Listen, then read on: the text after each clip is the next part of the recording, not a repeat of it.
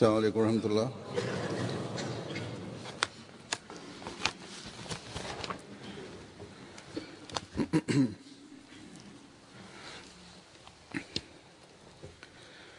أشهد أن لا إله إلا الله وحده لا شريك له وأشهد أن محمدا عبده ورسوله أما بعد فأعوذ بالله من الشيطان الرجيم بسم الله الرحمن الرحيم الحمد لله رب العالمين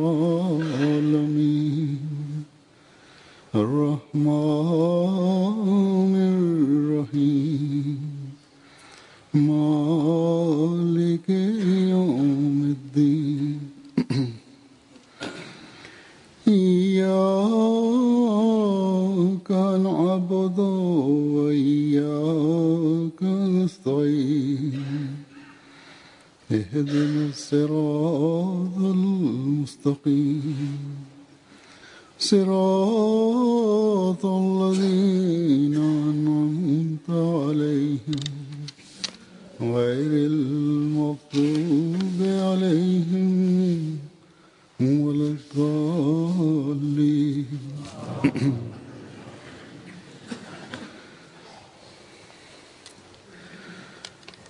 गुज़श्ता से पिछले जुमे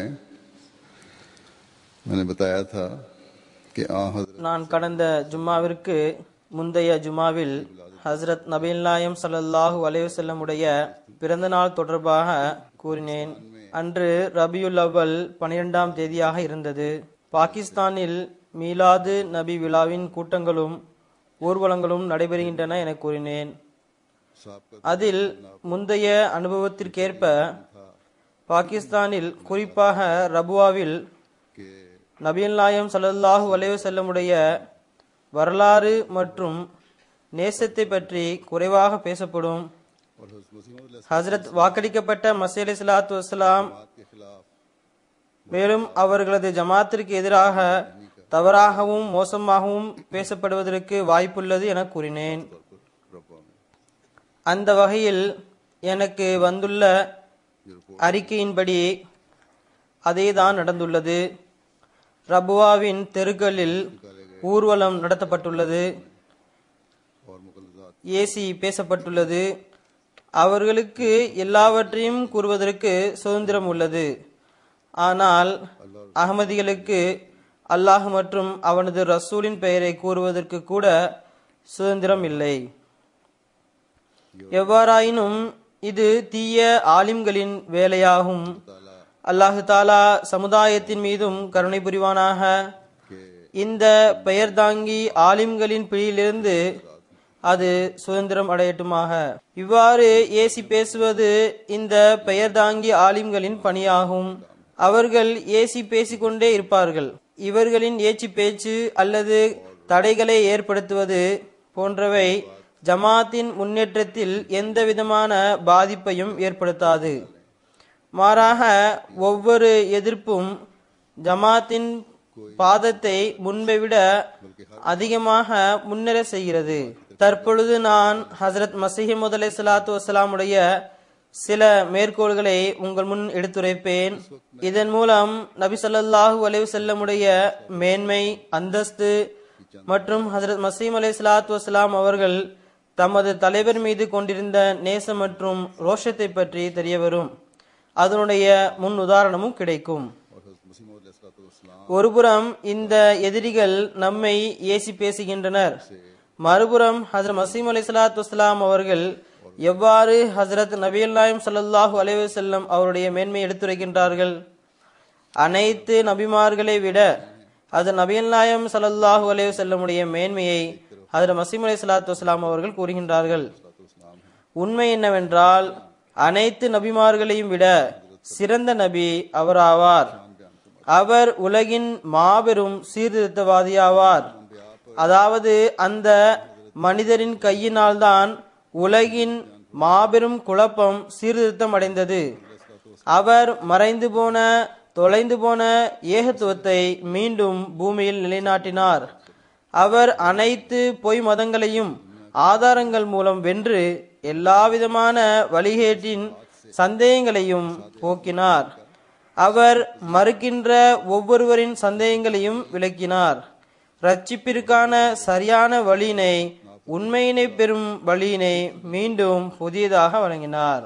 ஹசரத் மஸீஹ் மவ்ஊத் அலைஹிஸ்ஸலாத்து வஸ்ஸலாம் அவர்கள் கூறுகின்றார்கள், இந்த ஆதாரங்கள் மூலம் இவருடைய பலன் மற்றும் நன்மை எல்லோரையும் விட அதிகமாகும். இவருடைய தரமும் கண்ணியமும் எல்லோரையும் விடவும் அதிகமாகும். இப்போது வரலாறு பகர்கின்றது, விண்ணின் வேதமும் சான்று பகர்கின்றது. யாருக்கெல்லாம் கண்கள் உள்ளனவோ அவர்கள் பார்ப்பார்கள். இந்த விதியின்படி அனைத்து நபிமார்களை விட ஹசரத் முஹம்மது முஸ்தபா ஸல்லல்லாஹு அலைஹி வஸல்லம் அவர்களே மேலானவர்கள் ஆவார்கள் என்பது நிரூபணமாகின்றது. ஆதாரம் பராஹினே அஹ்மதியா. அடுத்து ஹசரத் நபிகள் நாயகம் ஸல்லல்லாஹு அலைஹி வஸல்லம் உடைய நல்லொழுக்கத்தின் மேன்மை மற்றும் மகத்துவத்தை எடுத்துரைத்தவாறு ஹசரத் மஸீஹ் மவ்ஊத் அலைஹிஸ்ஸலாத்து வஸ்ஸலாம் அவர்கள் கூறுகின்றார்கள், ஹசரத் மூசா இரக்கம் மற்றும் தயவில் பனி இஸ்ராயலுடைய அனைத்து நபிமார்களையும் மிஞ்சிவிட்டார்கள். பனி இஸ்ராயலில் மசீஹோ அல்லது வேறெந்த நபியினாலோ ஹசரத் மூசாவுடைய உயர்வு வரை செல்ல முடியவில்லை. தௌராத் மூலம் நிறுவனமாகிறது, அதாவது ஹசரத் மூசா இரக்கம் தயவு மற்றும் நல்லொழுக்கத்தில் பனி இஸ்ராயலுடைய அனைத்து நபிமார்களை விடவும் சிறந்தவராகவும் முதன்மையானவருமாக இருந்தார். தௌராத்தில் என்னாகமத்தில் 12ஆம் அதிகாரம் 3வது வசனத்தில் வருகின்றது, மூசா பூமியில் இருந்த அனைவரை விடவும் அதிக இரக்கமுடையவராக இருந்தார். அதனால் இறைவன் தௌராத்தில் மூசாவுடைய இரக்கத்தை பற்றி எந்த அளவு புகழ்ந்துள்ளான் என்றால், இதனை போன்ற வார்த்தையை இறைவன் பனி இஸ்ராயலுடைய வேறு எந்த நபிக்கும் பயன்படுத்தவில்லை. ஆனால் ஹசரத் நபிகள் நாயகம் ஸல்லல்லாஹு அலைஹி வஸல்லம் உடைய சிறந்த நல்லொழுக்கத்தை பற்றி திருக்குரானில் வந்துள்ளது. அது ஹசரத் மூசாவை விட 1000 மடங்கு அதிகமாகும். ஏனென்றால் அல்லாஹு தாலா கூறியுள்ளான், ஹசரத் ஹாத்தமுல் அம்பியா ஸல்லல்லாஹு அலைஹி வஸல்லம் அவர்கள் நபிமார்களிடம் தனித்தனியாக காணப்பட்ட அனைத்து நல்லொழுக்கத்தின் தொகுப்பு ஆவார்கள். மேலும் நபி ஸல்லல்லாஹு அலைஹி வஸல்லத்தை பற்றி இன்னக லஅலா ஹுலுகின் அதீம், நீர் உயர் நல்லொழுக்கத்தில் இருக்கின்றீர் என்று கூறியுள்ளான். அதீம் என்ற வார்த்தையுடன் எதையாவது புகழ்ந்தோம் என்றால் அது அரபு நாட்டின் வழக்கத்தின்படி அந்த பொருளின் உச்சகட்ட மேன்மையினை சுட்டி காட்டுகிறது என்பதாகும். உதாரணமாக, இந்த மரம் அதீம் என்று கூறினால் இதன் பொருள் எந்த அளவு ஒரு மரத்தின் அகலமும் உயரமும் சாத்தியப்படுமோ அவை அனைத்தும் இந்த மரத்திற்கு உள்ளது என்று அர்த்தம். இதனை போன்றே இந்த வசனத்தின் பொருளும் ஆகும். அதாவது எந்த அளவு மனிதனால் நல்லொழுக்கத்தை மேற்கொள்ள முடியுமோ, மேலும் நன்மை செய்ய முடியுமோ, அந்த அனைத்தும் முழுமையான நல்லொழுக்கமும் முஹம்மதுடைய நஃப்ஸில் இருக்கின்றது.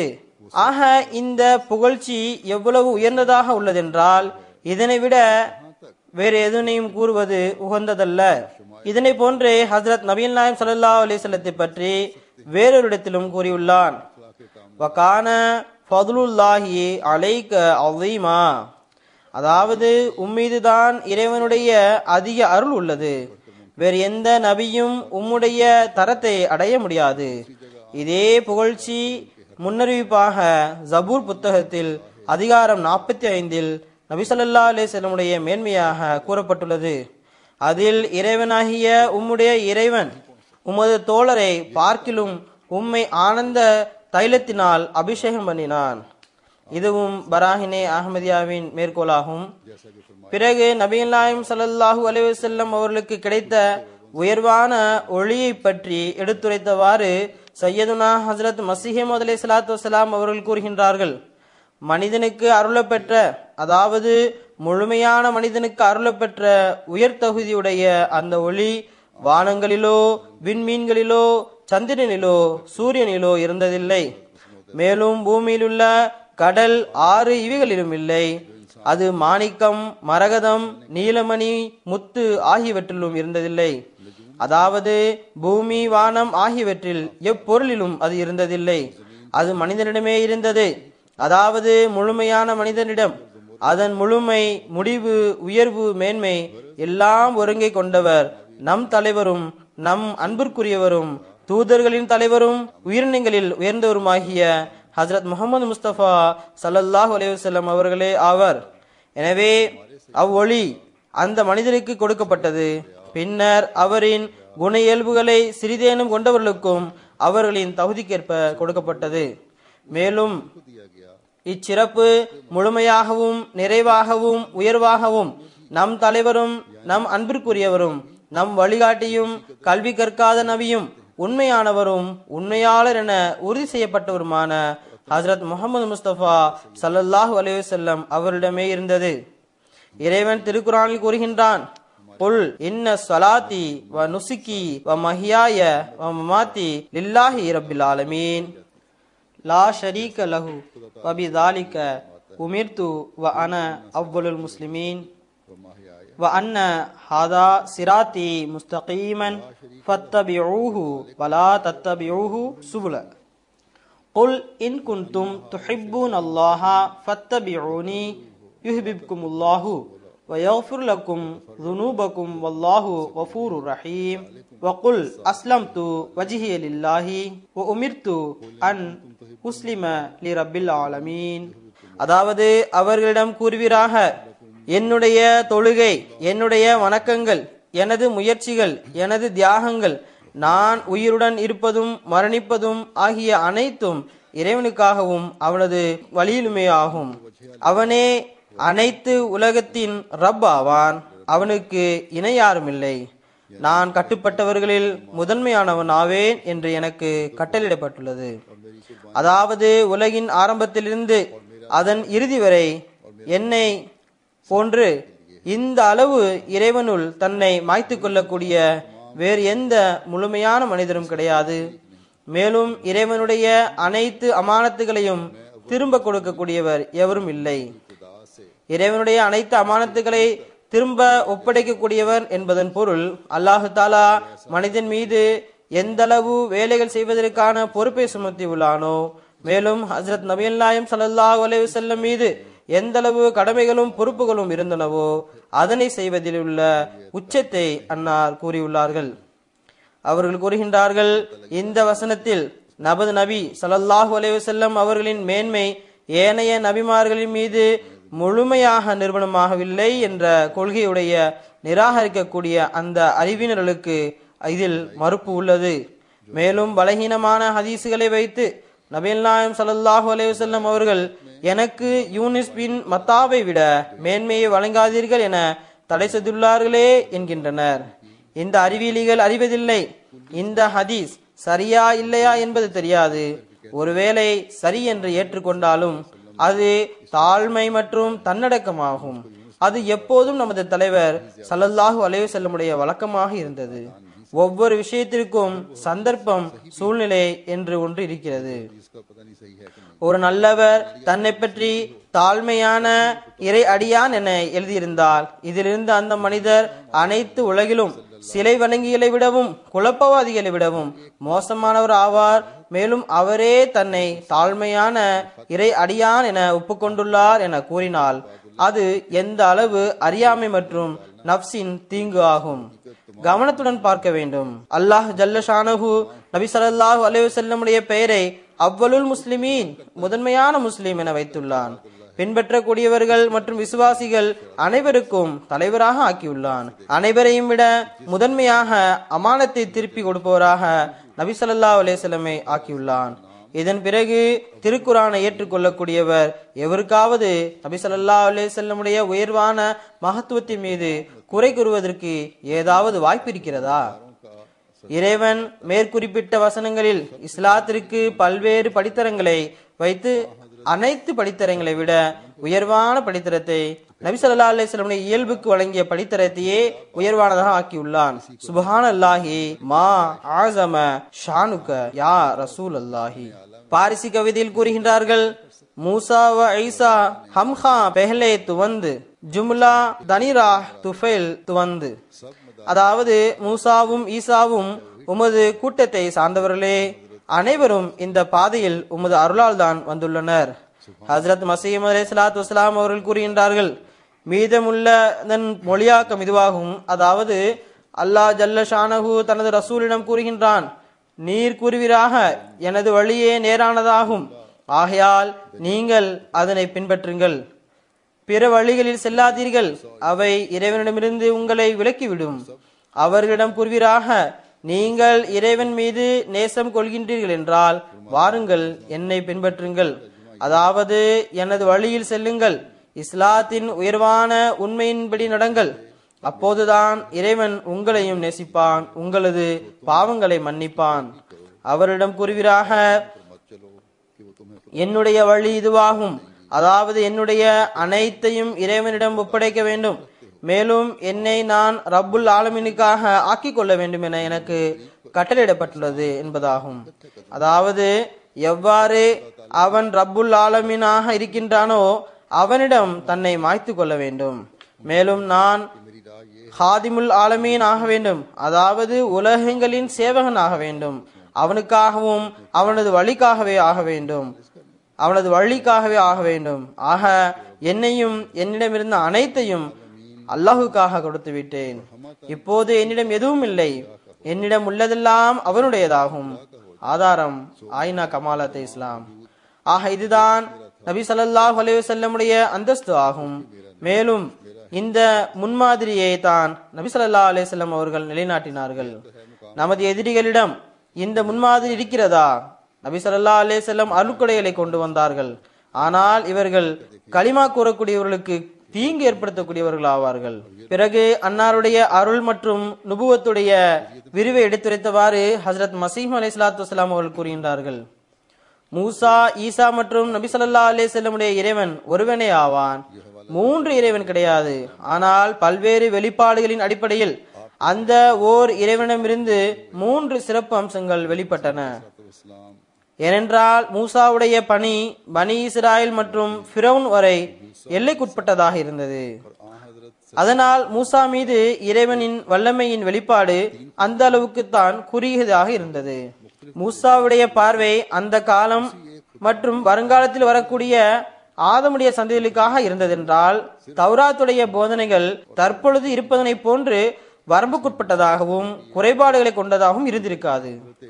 இதனை போன்றே ஹஜ்ரத் ஈசா அலைஹிஸ்ஸலாத்து வஸ்ஸலாமுடைய பணி யூதர்களின் ஒரு சில பிரிவுகள் வரை மட்டுமே குறுகியதாக இருந்தது. அது அவர்கள் முன்பாக இருந்த மக்களுக்காக மட்டுமே இருந்தது. மற்ற சமுதாயங்கள் மற்றும் வருங்காலத்துடன் எந்த தொடர்பும் இருக்கவில்லை. இதனால்தான் இறைவனின் வல்லமையின் வெளிப்பாடு அவர்களது மதத்தில் அவர்களது பணியின் அளவுக்கே வெளிப்பட்டது. மேலும் வருங்காலத்தில் இல்ஹாம் மற்றும் இறை வஹியின் மீது முத்திரையிடப்பட்டிருந்தது. இங்கு இடப்பட்ட முத்திரை இனிமேல் வஹி இறங்காது என்ற முத்திரையாகும். மேலும் இஞ்சிலுடைய போதனையும் யூதர்களுடைய செயல்பாடு மற்றும் ஒழுக்க சீர்கேட்டின் சீர்திருத்தத்திற்காக மட்டுமே இருந்தது. அனைத்து உலகின் குழப்பத்தின் மீது பார்வை இருக்கவில்லை. அதனால் இஞ்சிலும் பொதுவான சீர்திருத்தத்தை செய்ய முடியாமல் போனது. அது கண்களுக்கு முன்னால் இருந்த யூதர்களிடம் காணப்பட்ட தீய நடத்தைகளை சீர்திருத்தியது. ஏனைய நாடுகளில் வசிக்கக்கூடியவர்கள் அல்லது வருங்காலத்தில் வரக்கூடிய மக்களை பற்றி இஞ்சிலுக்கு எந்த தொடர்பும் இல்லை. இஞ்சிலுக்கு அனைத்து பிரிவினர்கள் மற்றும் பல்வேறு மட்டங்களில் உள்ளவர்களின் சீர்திருத்தம் கண்முன்னால் இருந்திருந்தால் தற்பொழுது கொண்டிருக்கக்கூடிய போதனைகளை அது கொண்டிருக்காது. ஆனால் வருத்தம் என்னவென்றால், ஒருபுறம் இஞ்சிலுடைய போதனையும் குறைபாடு உள்ளதாக இருந்தது. மேலும் சுய ஆராய்வு மற்றும் தவறுகளே பல இழப்புகளை ஏற்படுத்தியுள்ளது. அதன் மூலம் ஒரு பலவீனமான மனிதன் இறைவனாக்கப்பட்டார். பரிகாரம் என்ற சுயமாக உருவாக்கப்பட்ட கொள்கையை எடுத்துக்கொண்டு செயல் ரீதியான சீர்திருத்தத்தின் வாசல்கள் முற்றிலும் அடைக்கப்பட்டு விட்டன. தற்பொழுது கிறிஸ்தவ சமுதாயம் இரண்டு விதமான துரதிருஷ்டத்தில் மூழ்கியுள்ளது. ஒன்று, இறைவனிடமிருந்து நேரடியாக எந்த விதமான வகியும் உதவியும் கிடைக்கப்பெறாது, ஏனென்றால் இல்ஹாம் மீது முத்திரையிடப்பட்டுள்ளது. இரண்டாவது, செயல் ரீதியாக முன்னேறவும் முடியாது, ஏனென்றால் பரிகாரம் என்ற கொள்கை முயற்சி மற்றும் உழைப்பு போன்றவற்றை தடுத்துவிட்டது. ஆனால் எந்த முழுமையான மனிதன் மீது திருக்குர்ஆன் இறங்கியதோ அவருடைய பார்வை எல்லைக்கு உட்பட்டதாக இருக்கவில்லை. அதனுடைய அனுதாபத்திலும் மற்றும் அரவணைப்பிலும் எந்த குறையும் இருக்கவில்லை. மாறாக காலத்தின் அடிப்படையிலும் இடத்தின் அடிப்படையிலும் அவருடைய உள்ளத்தில் முழுமையான அனுதாபம் இருந்தது. அதனால் வல்லமையின் வெளிப்பாட்டின் முழுமையான நிறைவான பகுதி அவருக்கு கிடைத்தது. அவர் ஹாத்தமுல் அன்பியாவானார். இனிமேல் இவர் மூலம் எவருக்கும் ஆன்மீக பலன் கிடைக்காது என்ற அர்த்தத்தில் அவர் அவ்வாறு ஆகவில்லை.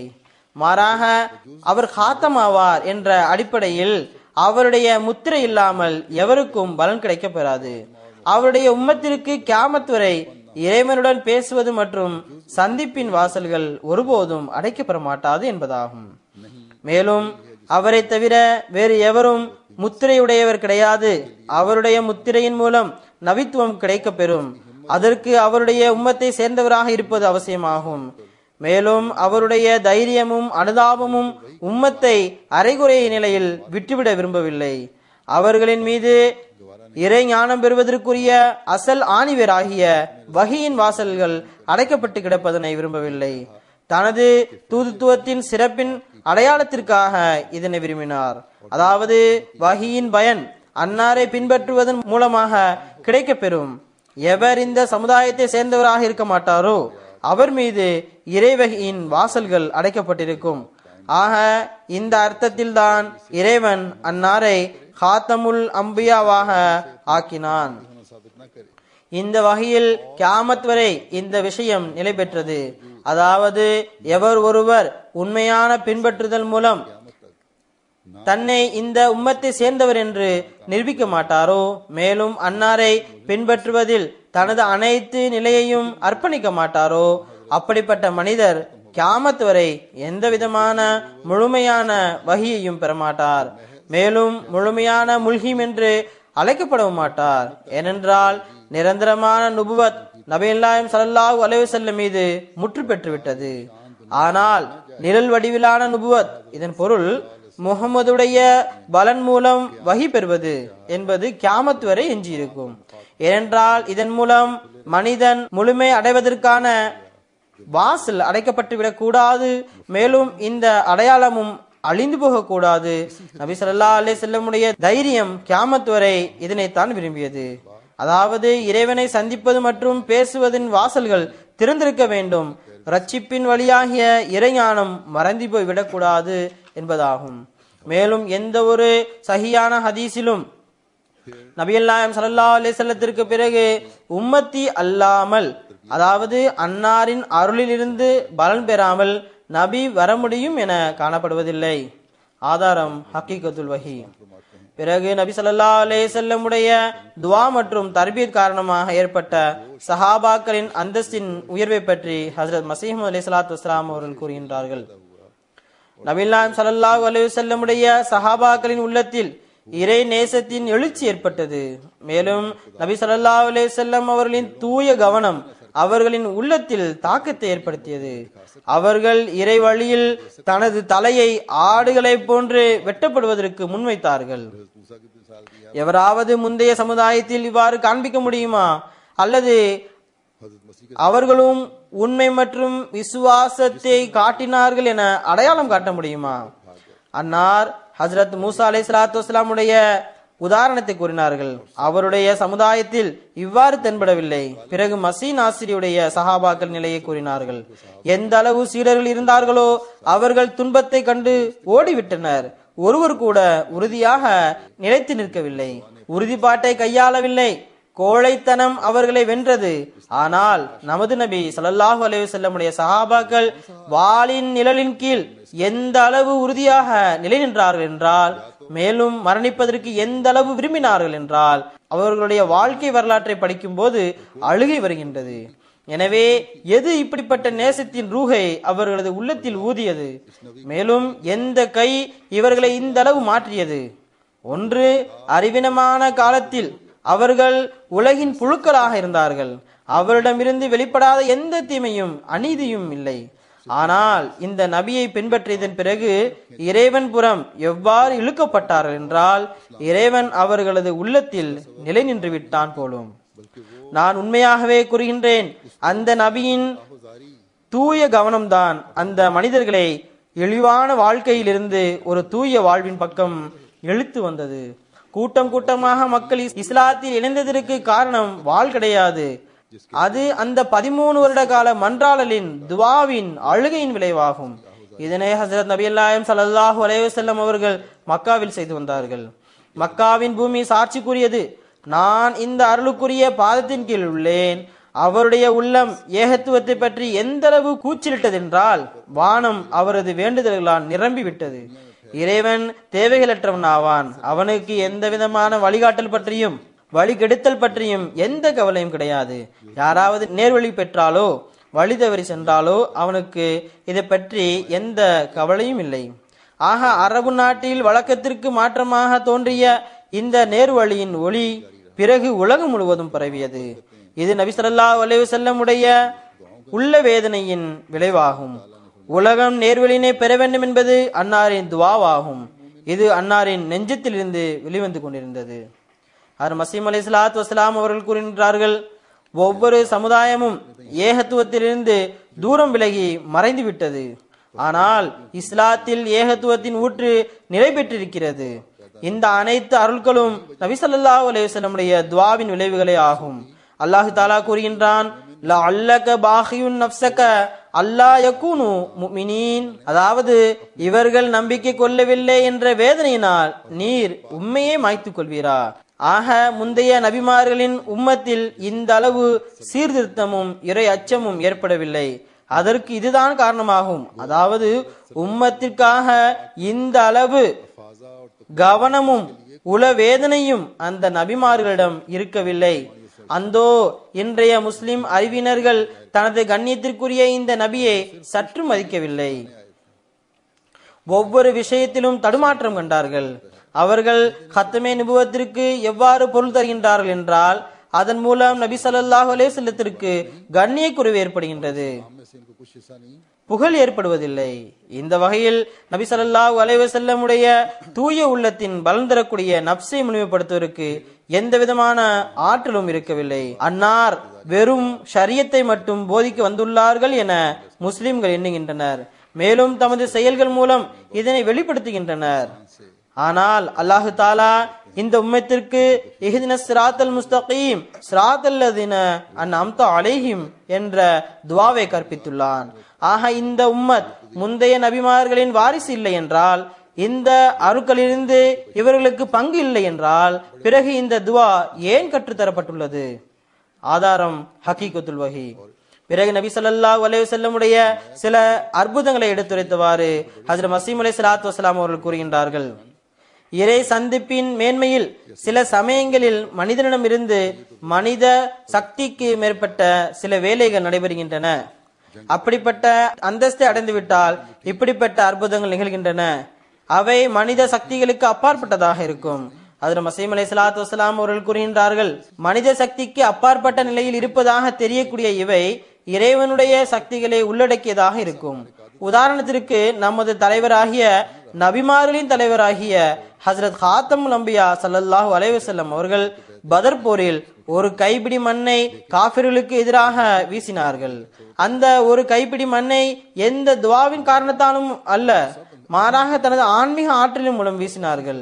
ஆனால் அந்த ஒரு பிடி மண் இறைவனுடைய சக்தியை வெளிப்படுத்தியது. எதிரிகளின் படைகள் மீது எந்த அளவு அசாதாரண விளைவை ஏற்படுத்தியது என்றால், கண்களில் இதனுடைய விளைவு ஏற்படாதவர் எவரும் இருக்கவில்லை. இயற்கை சட்டத்திற்கு ஏற்ப அந்த ஒரு பிடி மண்ணிற்கு பின்னால் ஒரு புயல் வீசியது. ஆனால் அந்த ஒரு பிடி மண் தான் அந்த புயல் வருவதற்கு காரணமாக இருந்தது. அவர்கள் கூறுகின்றார்கள், அவர்கள் அனைவரும் குருடர்களை போல் ஆகிவிட்டனர். எப்படிப்பட்ட கஷ்டமான நிலை அவர்களுக்கு ஏற்பட்டதென்றால், சுய நினைவற்ற நிலையில் ஓட ஆரம்பித்தார்கள். இந்த அற்புதத்தை பற்றி தான் அல்லாஹ் ஜல்ல ஷானஹு சுட்டி காட்டுகின்றான். அதாவது வமாரமைத்த எதிரமைத்த வலாக்கின் அல்லாஹ் ஹரமா, அதாவது நீர் வீசிய கைப்பிடி மண்ணை நீர் வீசவில்லை, மாறாக இறைவன் வீசினான். அந்த ஒரு கைப்பிடிக்கு பின்னால் இறைவனுடைய ஆற்றல் பணியாற்றியது. இறை ஆற்றல் மறைவிலிருந்து வேலை செய்தது. மனிதனுடைய சக்தியினால் இந்த பணி செய்யப்பட்டதல்ல. பிறகு கூறுகின்றார்கள், இதனை போன்று நபி ஸல்லல்லாஹு அலைஹி வஸல்லமுடைய மற்றொரு அற்புதமாகிய சந்திரன் பிறத்தல் இருக்கின்றது. அதுவும் இதே இறைவனின் சக்தியினால் வெளிப்பட்டதாகும். அதாவது சந்திரன் பிளந்த சம்பவம்.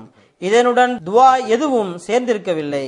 இறைவனின் சக்தியினால் நிரம்பியிருந்த வெறும் விரலின் செய்கையினால் அது நடைபெற்றது. இதனை போன்று மேலும் பல அற்புதங்கள் உள்ளன. அவற்றை தனிப்பட்ட அதிகாரம் என்ற முறையில் நபி ஸல்லல்லாஹு அலைஹி வஸல்லம் அவர்கள் காண்பித்தார்கள். அதனுடன் எந்த விதமான துவாவும் சேர்ந்திருக்கவில்லை. பல முறை குவளையில் இருந்த சிறிதளவு தண்ணீரை தனது விரல்களை அந்த தண்ணீரில் நுழைத்ததன் மூலம் எந்த அளவு அதிகப்படுத்தினார்கள் என்றால், முழு படைகள் ஒட்டகங்களும் குதிரைகளும் அந்த தண்ணீரை குடித்தன. பிறகும் கூட அந்த தண்ணீர் பழைய அளவிலேயே இருந்தது. இவ்வாறு அற்புதங்களை நிகழ்த்தினார்கள். பல முறை 2-4 ரொட்டிகளின் மீது கை வைத்ததன் மூலம் பசியுடனும் பட்டினியுடனும் இருந்த ஆயிரக்கணக்கானோர் வயிறு நிரம்பினார்கள். சில சமயங்களில் சிறிதளவு இருந்த பாலை தனது உதடுகள் மூலம் அருளை வழங்கி அதன் மூலம் ஒரு ஜமாத்துடைய வயிறை நிரப்பினார்கள். சில சமயங்களில் உப்பு தண்ணீர் உள்ள கிணற்றில் தனது வாயின் உமிழ்நீரை விட்டு மிகவும் இனிப்பானதாக ஆக்கினார்கள். சில சமயங்களில் அதிகமாக காயமுற்றவர்களின் மீது தனது கையை வைத்து குணமாக்கினார்கள். சில சமயங்களில் சண்டையின் காரணமாக வெளியில் வந்த கண்களை தனது கையின் அருளினால் சரி செய்தார்கள். கண்களை மீண்டும் அதே இடத்தில் வைத்தார்கள். அது சரியானது. இதனை போன்று பல்வேறு வேலைகளை தனது சொந்த அதிகாரத்தின் அடிப்படையில் செய்தார்கள். இதனுடன் இறைவனுடைய சக்தி மறைவாக இணைந்திருந்தது. இதன் பின்னர் நபி ஸல்லல்லாஹு அலைஹி வஸல்லமுடைய நிரந்தர விண்ணுலக வாழ்வை பற்றி ஹஜ்ரத் மஸீஹ் அலைஹிஸ்ஸலாத்து வஸ்ஸலாம் அவர்கள் கூறுகின்றார்கள். ஹஜ்ரத் ஈசா அலைஹிஸ்ஸலாத்து வஸ்ஸலாம் வானத்தில் உயிருடன் இருக்கிறார்கள் என்று கூறுகின்றார்கள் அல்லவா? அதனை பற்றி கூறுகின்றார்கள், நிரந்தரமான விண்ணுலக வாழ்வு நபி ஸல்லல்லாஹு அலைஹி வஸல்லம் உடையதாகும். ஹஜ்ரத் மஸீஹ் அலைஹிஸ்ஸலாத்து வஸ்ஸலாம் அவர்கள் கூறுகின்றார்கள், இந்த விஷயம் இறை வேதங்களிலிருந்து ஒன்றுபட்டு நிறுவனமானதாகும். அதாவது நபிமார்கள் மற்றும் இறைநேசர்கள் மரணத்திற்கு பிறகு மீண்டும் உயிர் பெறுகிறார்கள். அதாவது ஒரு வகையான வாழ்வு அவர்களுக்கு அளிக்கப்படுகின்றது, அது மற்றவர்களுக்கு அளிக்கப்பட மாட்டாது. இதன் பக்கம் அந்த ஹதீஸ் சுட்டி காட்டுகின்றது. அதாவது நபிகள் நாயகம் ஸல்லல்லாஹு அலைஹி வஸல்லம் அவர்கள் கூறுகின்றார்கள், இறைவன் என்னை கபரில் மையத்தாக விட்டுவிட மாட்டான், உயிர் கொடுத்து தன்னளவில் உயர்த்தி கொள்வான். இந்த விஷயத்திற்கு விளக்கம் எழுதியவாறு ஹஜ்ரத் மஸீஹ் அலைஹிஸ்ஸலாத்து வஸ்ஸலாம் அவர்கள் கூறுகின்றார்கள், ஹதீஸுடைய உண்மையான மொழியாக்கம் இதுவாகும். அதாவது என்னுடைய கண்ணியம் இறைவன் மத்தியில் 40 நாட்கள் கபரில் வைப்பதனை விட மேலானதாகும். நான் மேற்குறிப்பிட்டது இசாலையே அவ்ஹாமுடைய மேற்கோளாகும். அதனுடைய விளக்கத்தை கூறுகின்றார்கள். அதாவது அந்த ஹதீஸின் உண்மையான மொழிபெயர்ப்பு இதுவாகும். அதாவது என்னுடைய கண்ணியம் இறைவன் மத்தியில் 40 நாட்கள் கபரில் வைப்பதனை விட மேலானதாகும்.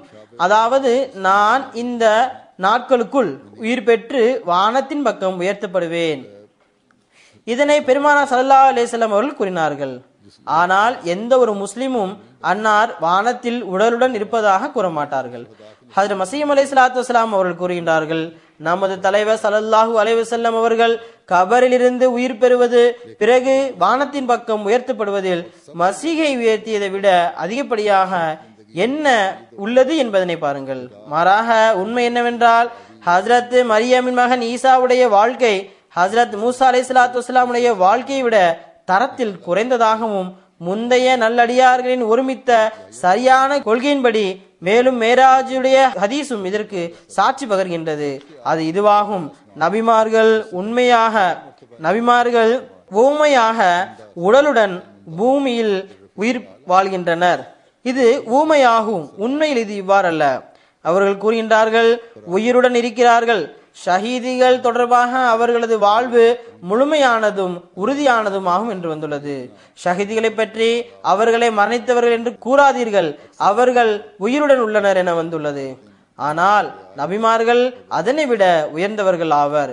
எல்லோரையும் விட முழுமையாக உறுதியாக சிறந்த வாழ்வு நமது தலைவர் ஸல்லல்லாஹு அலைஹி வஸல்லத்திற்குரியதாகும்.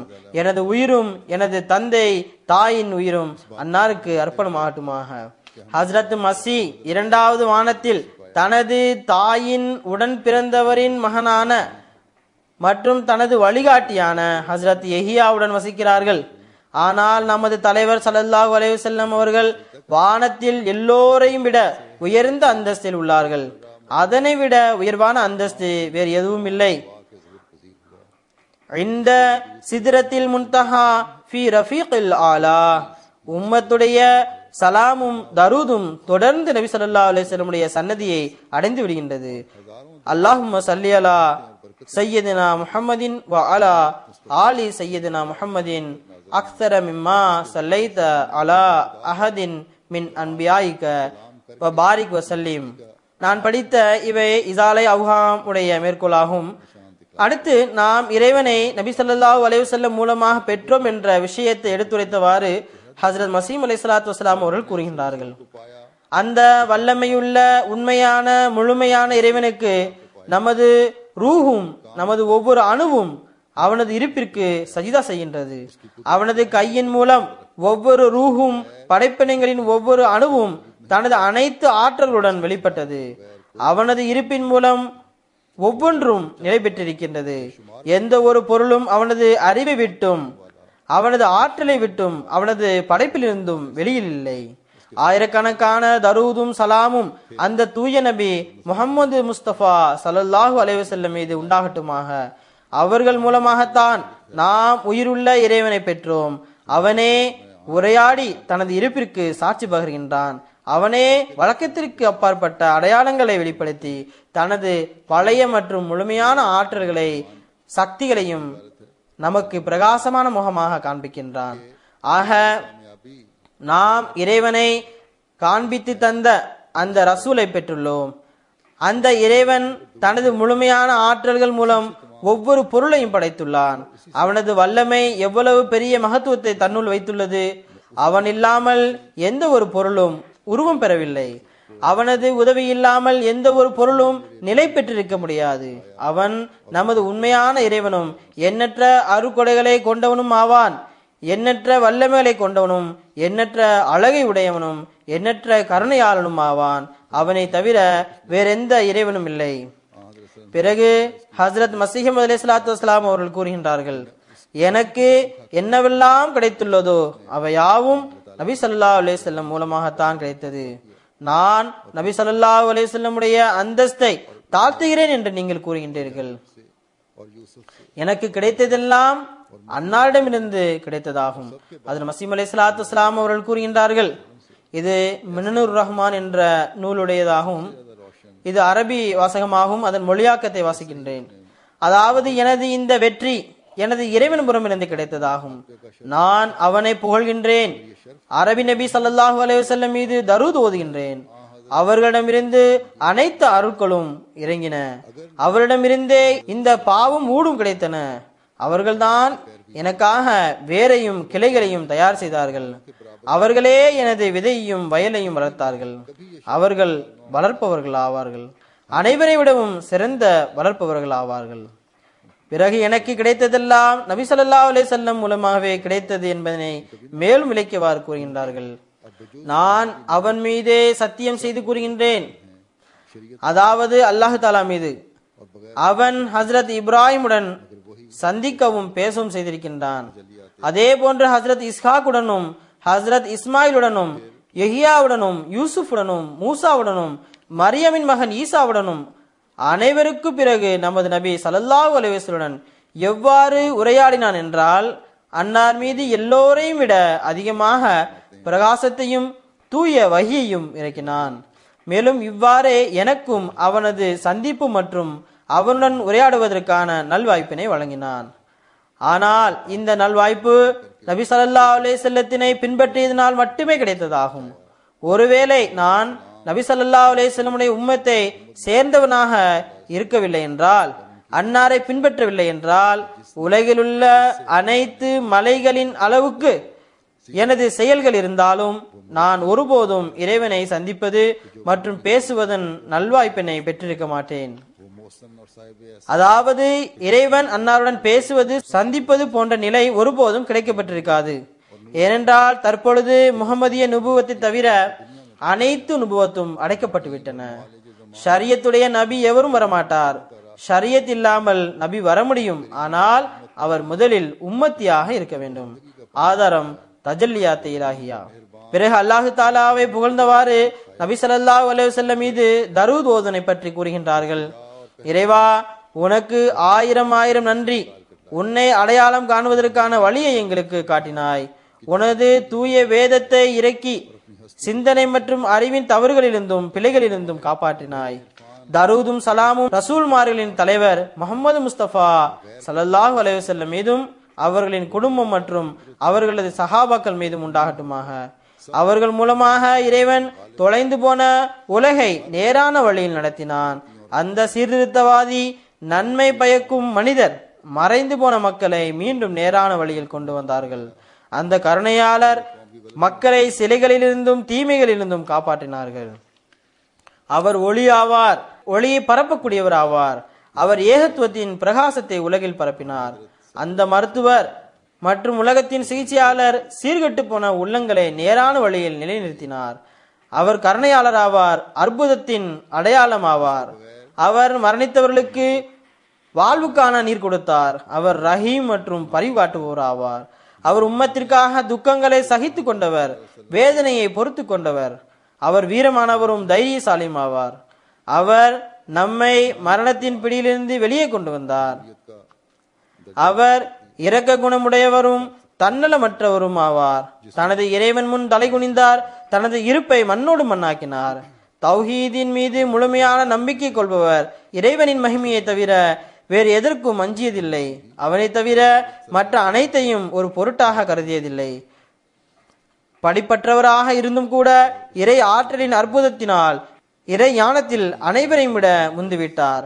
மேலும் பிற சமுதாயங்கள் அனைத்திலும் காணப்பட்ட தவறுகளையும் பிழைகளையும் அவற்றுக்கு சுட்டி காட்டினார். அல்லாஹு தாலாவுடைய கட்டளைக்கிணங்க நபி ஸல்லல்லாஹு அலைஹி வஸல்லம் மீது தரூத் ஓதுவது ஒரு மூமினான முஸ்லிமுக்கு கடமையாகும். அது இல்லாமல் ஒரு மூமினுக்கு நபி ஸல்லல்லாஹு அலைஹி வஸல்லம் மீது இருக்க வேண்டிய நேசத்தின் தரம் முழுமையடையாது, முழுமையடையவும் முடியாது. தருது இல்லாமல் எந்த ஒரு துவாவும் ஏற்றுக்கொள்ளக்கூடிய தரத்தை அடையாது, அது ஏற்றுக்கொள்ளப்படாது. நாம் இதனையும் நினைவில் கொள்ள வேண்டும். அதாவது தரூது ஓதுவதன் அசல் நோக்கம் நபி ஸல்லல்லாஹு அலைஹி வஸல்லம் உடன் நேசம் கொள்ள வேண்டும் என்பதாகும். அந்த நேசம் அனைத்து விடவும் மேலோங்கி இருக்க வேண்டும். தரூத் ஷரீப் ஓதுவதன் நோக்கத்தை கூறியவாறு ஹஜ்ரத் மஸீஹ் மவ்ஊத் அலைஹிஸ்ஸலாத்து வஸ்ஸலாம் அவர்கள் கூறுகின்றார்கள். ஒரு கூட்டத்தில் இதனை பற்றி கேட்கப்பட்ட போது புரிய வைத்துக் கொண்டிருந்தார்கள்.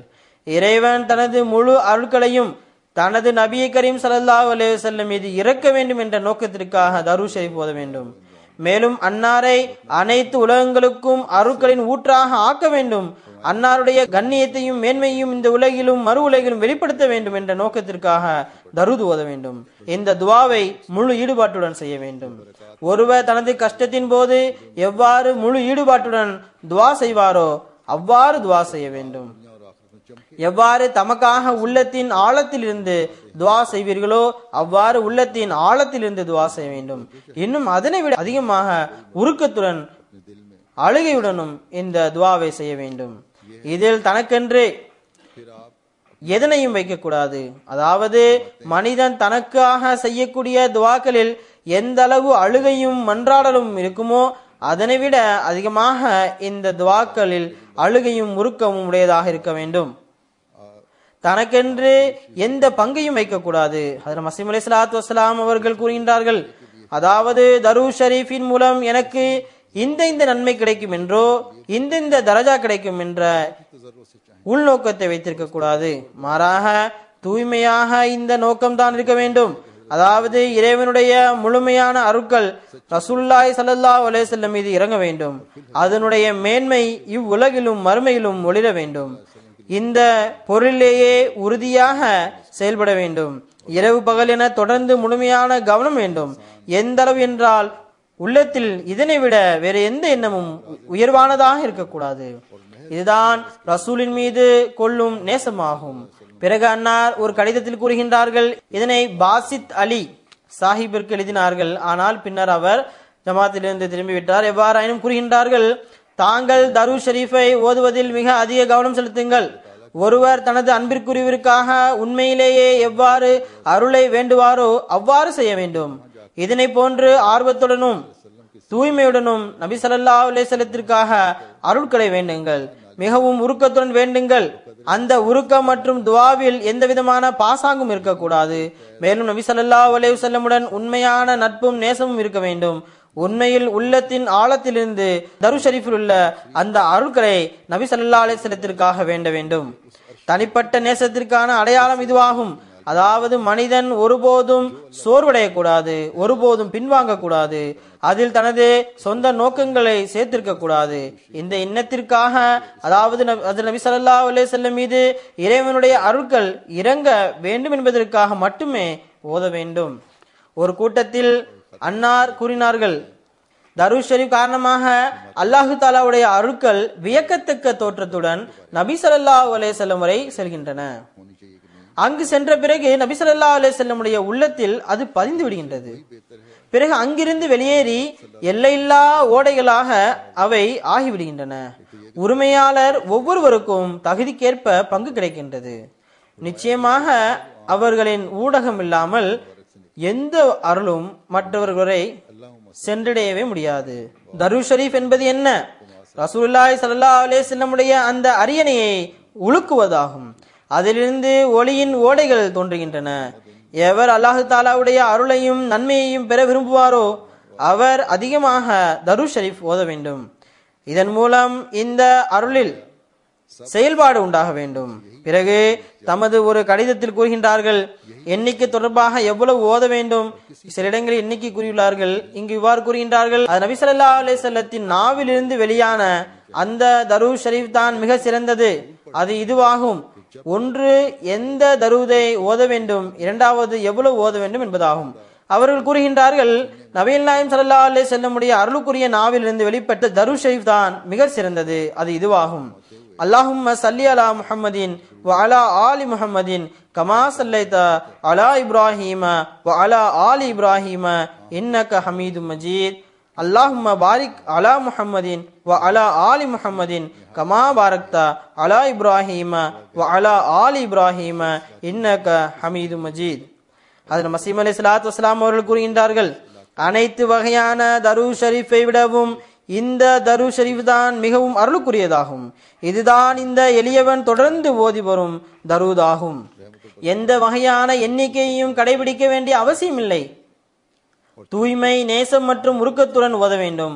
அழுகை மற்றும் தன்னை மறத்தல் தாக்கத்தின் நிலை ஒன்று ஏற்படும் வரை, மேலும் உள்ளத்தில் தெளிவு மற்றும் ஆர்வம் ஏற்படும் வரை ஓத வேண்டும்.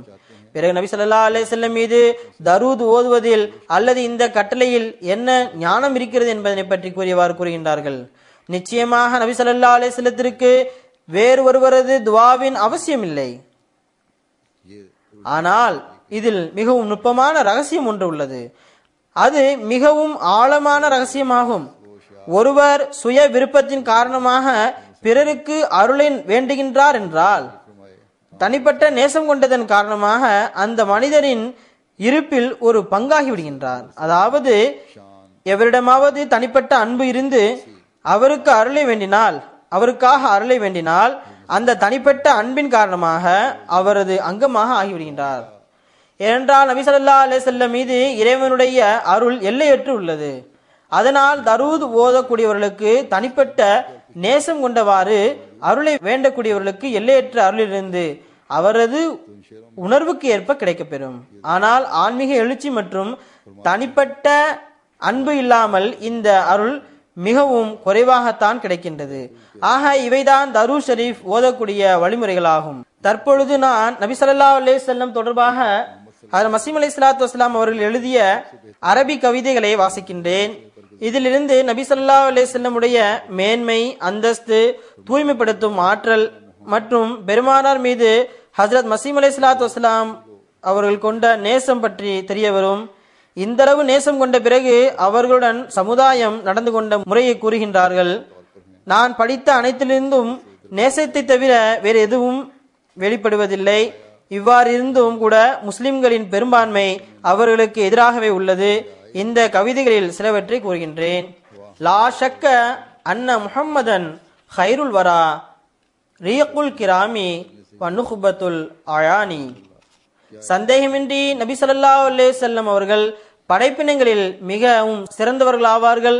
கண்ணியத்திற்குரியவர்களில் தூயவரும் தலைவர்களில் தேர்ந்தெடுக்கப்பட்டவரும் ஆவார்கள். வல்லாஹி இன்ன முஹம்மதன் கரிதாஃபத்தின் வபிஹில் உசூலு பிசுத்தத்தி சுல்தானி. இறைவன் மீது ஆணையாக முஹம்மது ஸல்லல்லாஹு அலைஹி வஸல்லம் இறைவனுடைய உதவியாளர் ஆவார்கள்.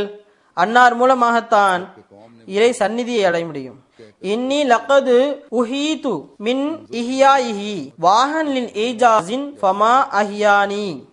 சந்தேகமின்றி நான் நீங்கள் உயிரூட்டியதால் உயிர் பெற்றேன். சுப்ஹானல்லாஹ், என்ன ஒரு கண்ணியம், எவ்வளவு அழகாக என்னை உயிர் பெற செய்துள்ளார்கள். யா சையதி கது ஜீது பாபக லாஹிஃபன் வல் கௌமு பில் இக்ஃபாரி கது ஆதானி. எனது தலைவரே, நான் உங்களுடைய வாசலில் அநீதி இழைக்கப்பட்டவனாகவும் யாசிப்பவனாகவும் வந்துள்ளேன். சமுதாயம் என்னை காஃபிர் என கூறி கஷ்டப்படுத்தியது. உன்துர் இளைய பி ரஹ்மத்தின் வ தஹ்னுனி யா சையதி அனா அஹ்கருல் கில்மானி. தாங்கள் என் மீது கருணை மற்றும் பரிவு காட்டுங்கள். எனது தலைவரே, நான் எளிமையான அடியானாவேன். ஜிஸ்மி எத்திரு இலைக்க மின் ஷௌகில் அலா யா லைத்த கானத் பூவத்து தைரானி. என்னுடைய உடல் எழுச்சியின் ஊக்கத்தினால் உம்மை நோக்கி பறந்து வர விரும்புகிறது. அந்தோ எனக்கு பறக்கும் சக்தி இருந்திருக்க கூடாதா? இந்த சில உதாரணங்களை நான் எடுத்துரைத்தேன். இதில் அன்னாருடைய அன்பும் நேசம் மற்றும் சமுதாயம் இழைக்கும் கஷ்டமும் இடையில் வந்துவிட்டது. அல்லாஹு தாலா நமக்கு உண்மையான முறையில் இந்த மேன்மையையும் இந்த அந்தஸ்தையும் புரிந்து கொள்வதற்கு வாய்ப்பளிப்பானாக. இறுதியாக மீண்டும் நான் முஹம்மதிய உம்மத்திற்காக துவாவுக்கான விண்ணப்பம் வைக்க நாடுகின்றேன். நம்மை இவர்கள் என்ன வேண்டுமென்றாலும் கூறட்டும், புரிந்து கொள்ளட்டும். பெரும்பான்மையினர் அறியாமையின் காரணமாகவும் ஆலிம்களின் அச்சத்தினாலும் நமது ஜமாத்தை எதிர்க்கின்றனர். இருந்தபோதும் இவர்கள் தம்மை நமது தலைவர் ஹஜ்ரத் முஹம்மது முஸ்தபா ஸல்லல்லாஹு அலைஹி வஸல்லம் அவர்களை சார்ந்தவர்கள் என்று கூறுகின்றார்கள். இதனால் இன்று இவர்களின் பரிதாப நிலையை எண்ணி நாம் துவா செய்ய வேண்டும். அல்லாஹு தாலா இவர்களை இந்த நிலைமைகளிலிருந்து வெளியேற்றுவானாக.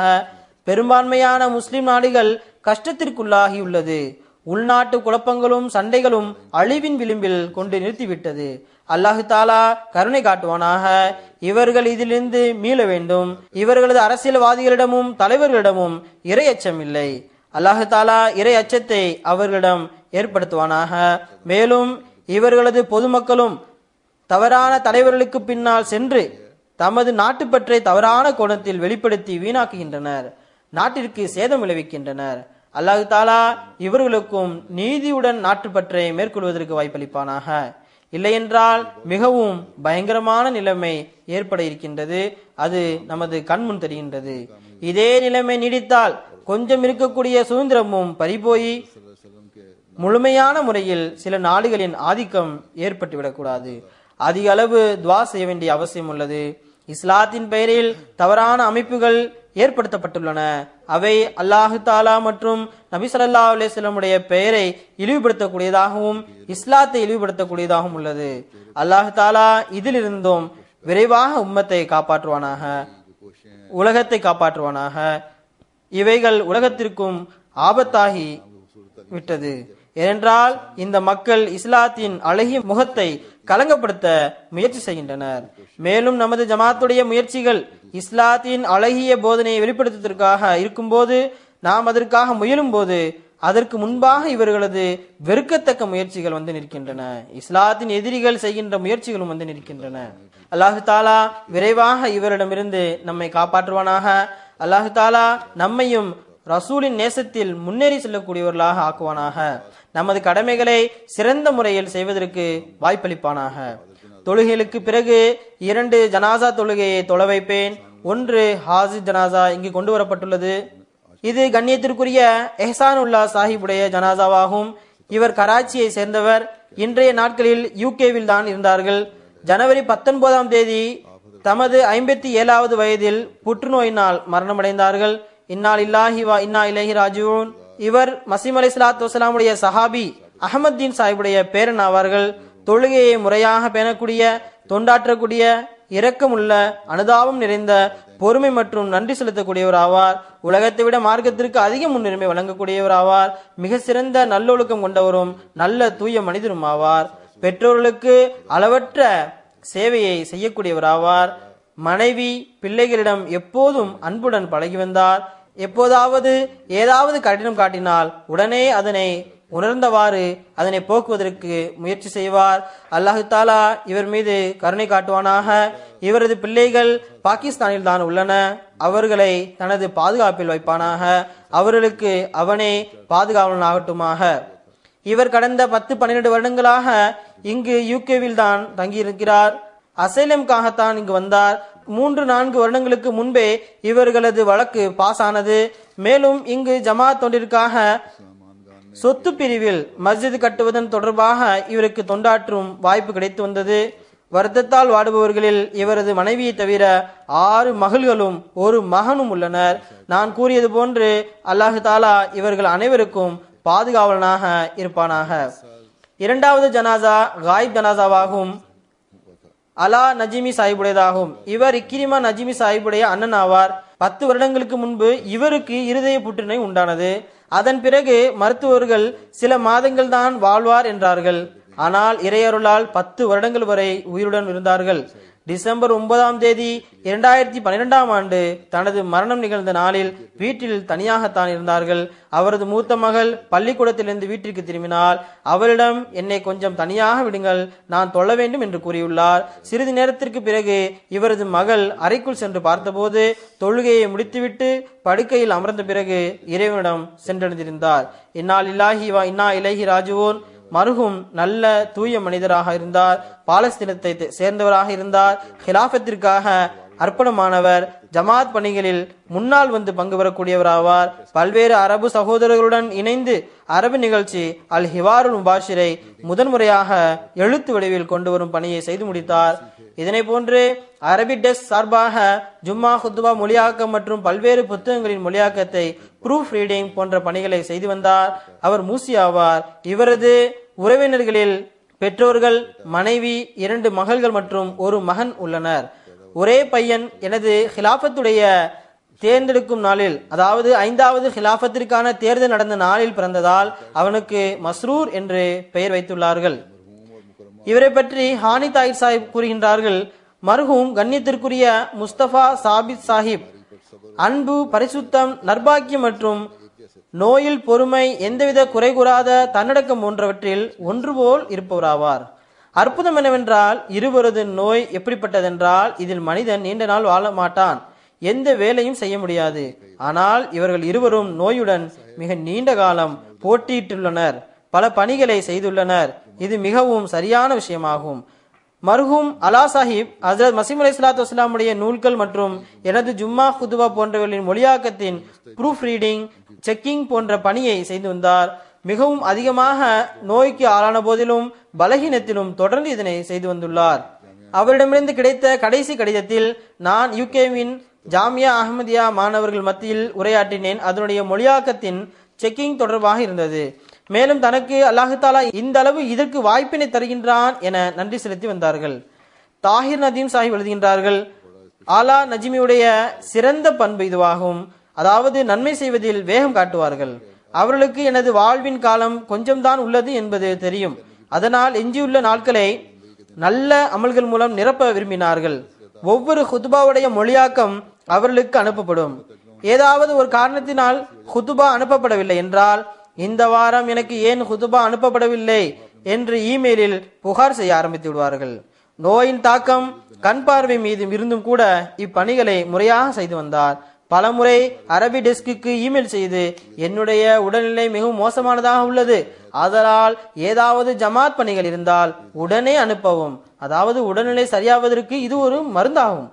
சில சமயங்களில் நான் நோயை பற்றி எழுதுவது துவாவுக்காக மட்டும்தான், இதற்கு எனக்கு வேலை தருவதை நிறுத்துங்கள் என்று அர்த்தம் கிடையாது என எழுதுவார்கள். மூமின் தாஹிர் சாஹிப் கூறுகின்றார்கள், மர்ஹூமுடன் எனக்கு ஒரு ஆழமான தொடர்பு இருந்தது. இறை நியதியில் திருப்தி, அல்லாஹுவின் மீது அளவற்ற நம்பிக்கை, ஹிலாஃபத்துடன் அதிகமான அன்பு மற்றும் விசுவாசம், ஜமாத் அமைப்புக்கு கட்டுப்படுதல், அரபி டெஸ்குடைய அறிவு சார்ந்த பணிகளில் சோர்வில்லாத முயற்சி செய்பவர் ஆவார். விருந்து உபசரிப்பு இவரது குறிப்பான பணியாகும். இவர் தமது பிள்ளைகளுக்கு ஜமாத் மற்றும் ஹிலாஃபத்துடன் அதிகமான அன்பை ஏற்படுத்தியுள்ளார். அவர்களுக்கு உருது கற்றுக் கொடுப்பதற்கு முயற்சி செய்தார்கள். இவரது மூத்த மகள் ஹஜ்ரத் மஸீஹ் அலைஹிஸ்ஸலாத்து வஸ்ஸலாமுடைய உருது கவிதைகளை மனனம் செய்துள்ளார். ஒவ்வொரு மாநாட்டிற்கும் வருவதற்கு முயற்சி செய்வார்கள். புற்றுநோய் என்ற கஷ்டம் தரக்கூடிய நோய்க்கு ஆட்பட்டிருந்தும் ஏனைய விருந்தினர்களுடன் தரையில் படுத்து உறங்குவார்கள். அவர் ஹிலாஃபத்திற்கு மிகவும் தன்னடக்கத்துடனும் அமைதியுடனும் தனது வாழ்வின் இறுதி நொடிப்பொழுது வரை சோர்வில்லாமல் பணியாற்றக்கூடியவர்களில் ஒருவர் ஆவார். அல்லாஹு தாலா இவரது தரஜாவை உயர்த்தி கொண்டே செல்வானாக. நோய்க்கு உட்பட்டிருந்த சமயத்தில் தனது பிள்ளைகளை பற்றி பேசப்படும் போதெல்லாம் அல்லாஹு தாலா எனது பிள்ளைகளை வீணாக்க மாட்டான் என கூறி வந்தார். அல்லாஹு தாலா அவரது பிள்ளைகள் தொடர்பாக அவரது நல்ல விருப்பங்களையும் துவாக்களையும் ஏற்றுக்கொள்வானாக. மேலும் அவனே அவர்களுக்கு பாதுகாவலனாக இருப்பானாக.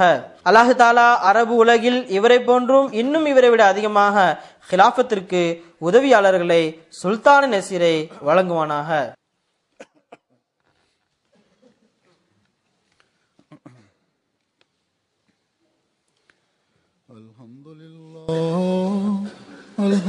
அல்ஹம்துலில்லாஹ் நஹ்மதுஹு வ நஸ்தஈனுஹு வ நஸ்தக்ஃபிருஹு வ நு'மினு பிஹி வ நதவக்கலு அலைஹி வ நஊது பில்லாஹி மின் ஷுரூரி அன்ஃபுஸினா ومن سيئات أعمالنا من يهده الله فلا مضل له ومن يضلل فلا هادي له ونشهد أن لا إله إلا الله ونشهد أن محمدا عبده ورسوله عباد الله رحمكم الله إن الله يأمر بالعدل والإحسان وإيتاء ذي القربى وينهى عن الفحشاء والمنكر والبغي يعظكم لعلكم تذكرون اذكروا الله يذكركم وادعوه يستجب لكم ولذكر الله أكبر.